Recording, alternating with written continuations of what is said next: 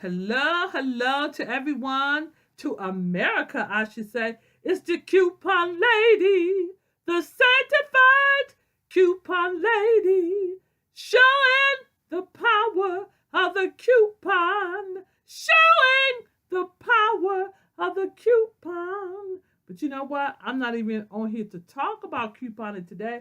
Today, I'm on here again to talk about domestic violence. I have some stuff written down, so excuse me while I look at my notes.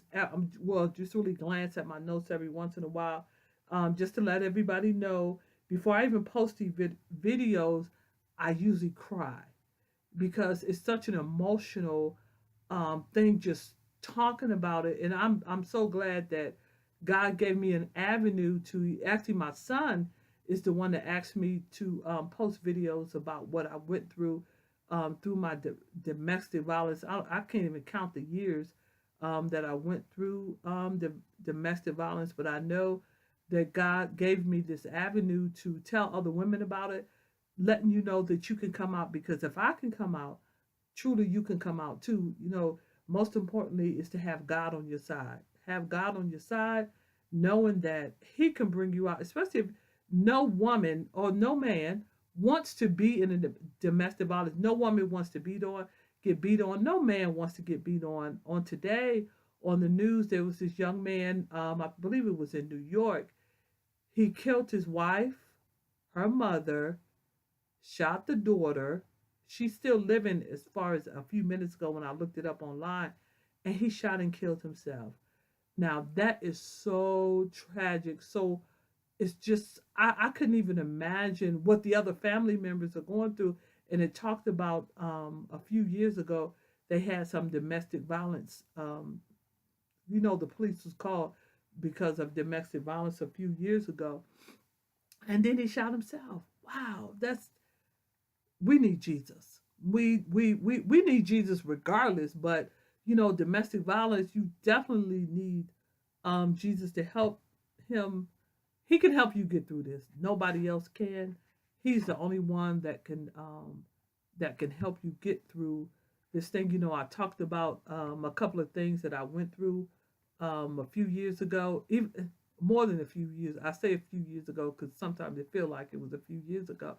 But I had let him come to where I live, and he was just so jealous of because what I have accomplished. And not saying that I had accomplished a lot. I had a job and I had my own place. So I guess that was too much for him. Didn't have a man in my life. Didn't have anybody in my life at the time. Nobody else, I should say, in my life at the time. And he couldn't believe that I didn't have anybody because he done had 20 or 30 other women, been married two or three more times since then. But he cut up all my clothes. I mean, he cut them up, sprayed the fire extinguisher on them, and threw them in the ditch. I didn't have any clothes. And the thing about it is, I didn't tell anybody because I was just so embarrassed because I had let him come back after had been gone for over probably 2 years, 2 or more years, and I let him come back. So he destroyed all my clothes. He turned my heat way high and left the doors open. He destroyed my TVs. He destroyed my car. He he left it up the street. Left my car up the street with the hood up. But you know what? Nobody touched my car. It was still there when I came back because I left. I left. It was my place. He came there, and I ended up leaving. I took me and my children, and we went to somebody else's house, and we stayed there a while. When I came back, my car was still there.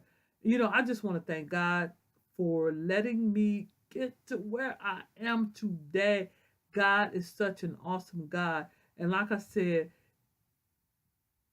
if you want to get out, continue to pray, talk to somebody, have somebody in your life that you can confide in, that you don't necessarily have to worry about them telling anybody because it's like a private thing. You really don't want a lot of people to know what you're going through. So like I said, seek God, pray some more, pray and pray some more. And when you done with that, pray some more. Let your pastor know. If I mean, even if you don't go to church, just find somebody that you can talk to about this domestic violence. All right, again, it's the coupon lady, the sanctified coupon lady, showing the power of the coupon.